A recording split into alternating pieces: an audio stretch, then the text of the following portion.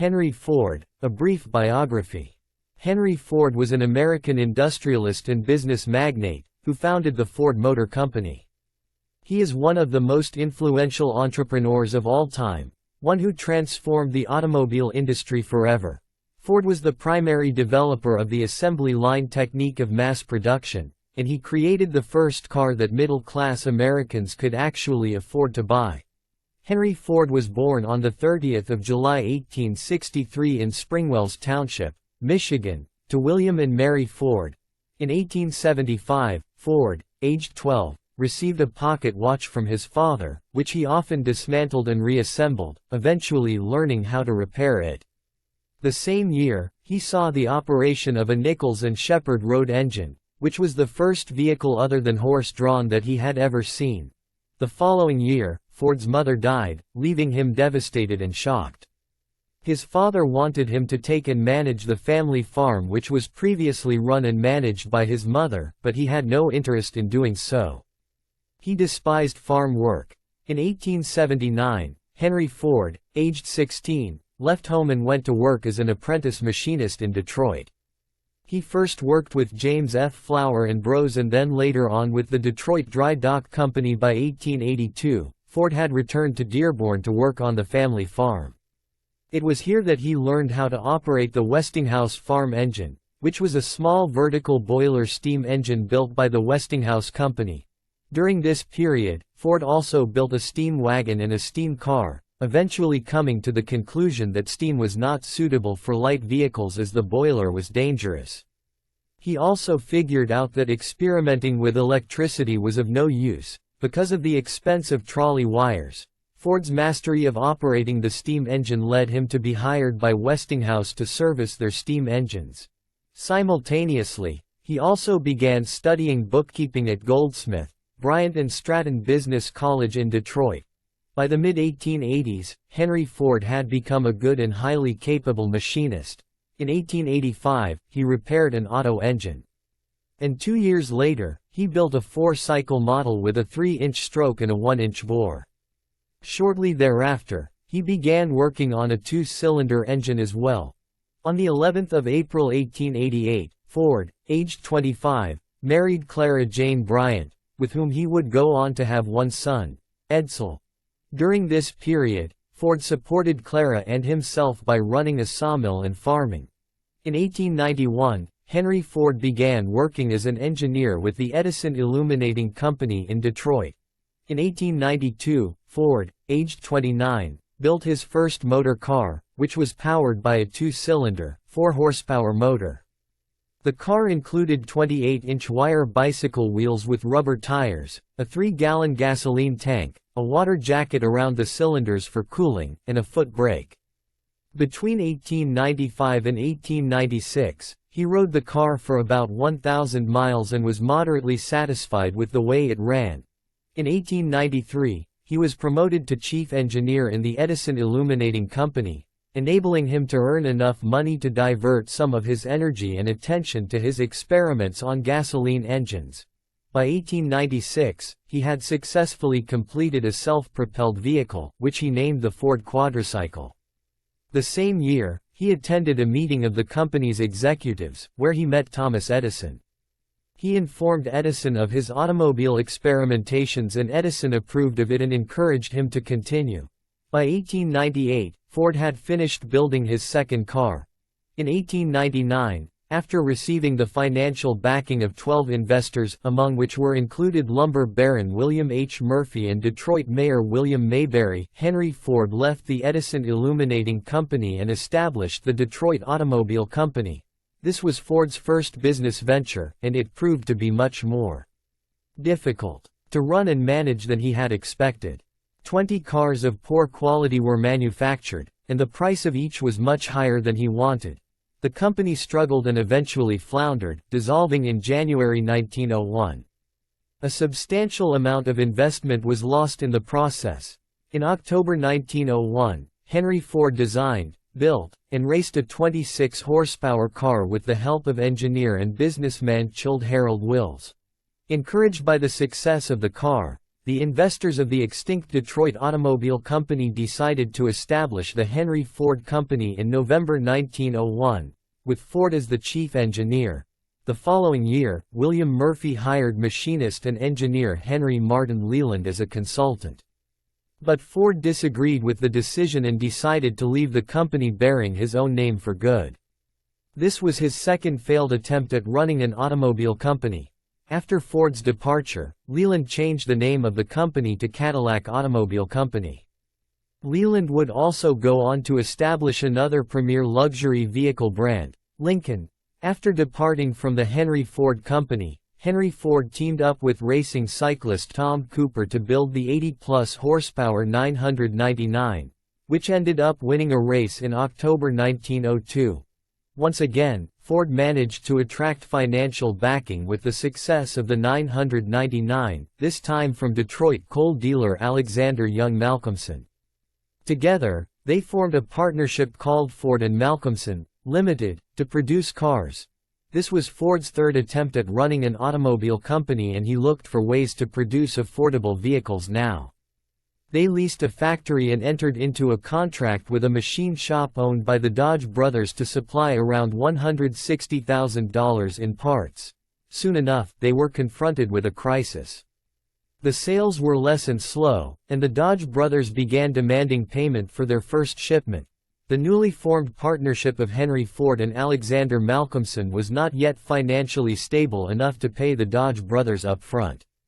Instead, Malcolmson managed to rope in another group of investors, and the two partners reincorporated as the Ford Motor Company in June 1903. They also convinced the Dodge brothers to accept a portion of their new company. The other investors were mostly close contacts of Malcolmson, such as his uncle John S. Gray, who was elected as president of the company, his lawyers Horace Rackham and John W. Anderson, and his secretary James Couzens, who would go on to serve as the mayor of Detroit and U.S. Senator from Michigan. Ford soon designed and built a new race car, whose speed he demonstrated by driving 1 mile in 39.4 seconds on the ice of Lake St. Clair, setting a new land speed record at 91.3 miles per hour. It was the fastest locomotive of the time, compelling race driver Barney Oldfield to name it 999 and take it around the country to promote. The car and its nationwide promotion played a significant role in making Ford a famous brand throughout America. On the 1st of October 1908, the Ford Model T made its debut in America. The Model T was the first affordable car that made car travel affordable and common among the middle class.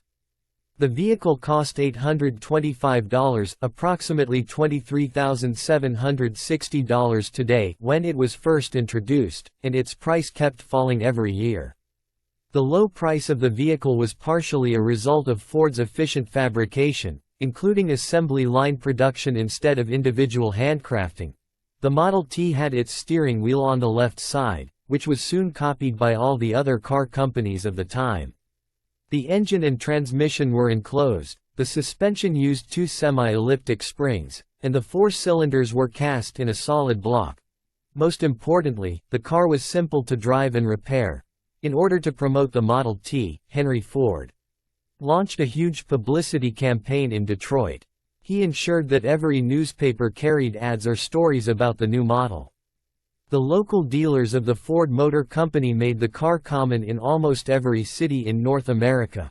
Ford also actively tried to sell to farmers, who looked at the vehicle as a commercial device to help their business. As the cost of the car was reduced, sales increased substantially every year. By 1918, half of all cars in America were Model Ts. In order to match the demand for the Model T, Ford introduced moving assembly belts into his plants, which allowed for an increase in production. Henry Ford was against war and considered it a terrible waste, and he openly supported causes that opposed any kind of military intervention. Ford believed that any kind of war was a waste of resources, time, and energy that slowed down long-term economic growth. He understood well that small businesses were particularly affected as it took them years to recover, and that both the winning and losing sides suffered heavy unnecessary damages. Being an influential industrialist, Ford argued that most businesses wanted to avoid wars and instead work toward manufacturing and selling useful goods, creating employment by hiring workers, and generating steady long-term profits. During the war years, Ford criticized the people who financed the war. He even organized and launched a peace mission to Europe along with Hungarian-born Rosika Schwimmer, by funding a peace ship to Europe. However, the mission was a failure and received no government support. Ford was an active supporter of President Woodrow Wilson's League of Nations and even funded campaigns to promote the League. He firmly believed that international trade and commerce led to international peace. But in spite of Ford's advocacy for peace, when the U.S. entered the war in 1917, his company became a major supplier of weapons, especially the Liberty engine for warplanes and anti-submarine boats.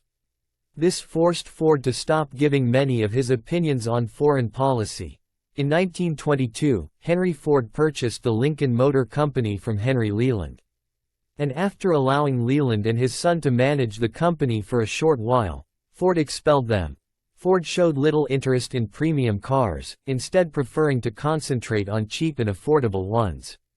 However, his son, Edsel, who by then was handed over the presidency of the Ford Motor Company, actively worked toward expanding Ford into the upscale market. By 1926, the sales of the Model T had begun to decline, thereby convincing Henry Ford to design and build a new model.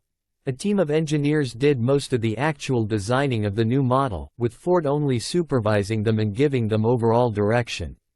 This was mainly because even though Ford was a good engineer, he had little formal training in mechanical engineering and could hardly even read a blueprint. The Ford Model A was introduced on 2 December 1927 and remained highly successful till 1931, after which the company followed the example of rivals General Motors by adopting an annual model change system. In 1914, during a time when the employee turnover rate was extremely high, Henry Ford began offering a wage of $5 per day to his workers, instead of the industry standard of $2.34 per day. Such a policy was unprecedented and shocked the other companies of the time, as it more than doubled the rate of his workers. Ford's policy paid off, for his employee turnover not only drastically reduced but the policy also attracted the best mechanics and engineers in Detroit to Ford. This influx of human resources and expertise greatly increased productivity and efficiency and reduced training costs. Another important effect of Ford's policy was that his competitors were also compelled to raise wages for their workers so as not to lose them. Due to the increase in their wages, many of Ford's workers were able to afford the cars they helped produce, thereby boosting the local economy. In 1926, Ford introduced another change to improve labor conditions. He reduced the workweek to a 5-day, 40-hour workweek, believing that giving enough leisure time to his workers will increase their productivity, and was an important and good business practice. In this way, Ford became a pioneer of welfare capitalism as he tried to improve the conditions of his workers. In 1943, Edsel Ford, aged 49, died of cancer. Immediately after his son's death, Henry Ford, nearing 80 years now, assumed control of the company even though he was not physically and mentally healthy anymore. He suffered a series of strokes in the late 1930s, which left him debilitated and weak. His mental ability was also fading. As Ford was unable to make astute decisions for the company anymore, the top executives slowly began to sideline him and make decisions on his behalf. In September 1945, in the face of going bankrupt, Ford's wife and Edsel's widow convinced a reluctant Ford to cede control of the company to his grandson Henry Ford II. On 7 April 1947, Henry Ford, aged 83, died of a cerebral hemorrhage at his estate in Dearborn. A public viewing took place at Greenfield Village where around 5,000 people per hour filed past his casket. Ford was interred at the Ford Cemetery in Detroit. Henry Ford is widely regarded as one of the greatest and most influential entrepreneurs of all time. One who changed the culture and lifestyle of the American people.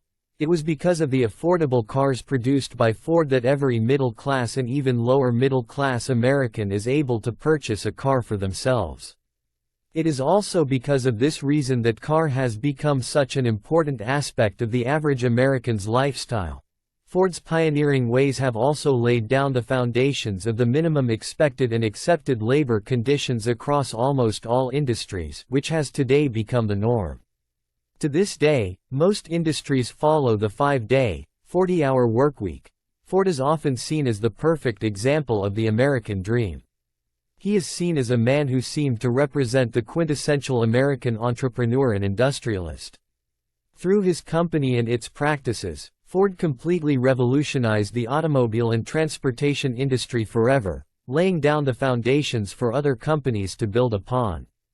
The assembly line technique of mass-producing inexpensive goods along with increased wages for his workers came to be known as Fordism. Ford's desire and commitment to lower costs have resulted in several business and technical innovations, resulting in his being awarded 161 U.S. patents. In his lifetime, Ford became one of the richest and most well-known figures in the world. Upon his death, he left most of his wealth to the Ford Foundation run by his family. Henry Ford was without a doubt one of our greatest pioneers and innovators, who has influenced the world we live in a way only a few others have. His life also serves as an inspiration to everyone out there, proving that no matter how many times one fails in life, one can always start again, work hard, persevere, and achieve success.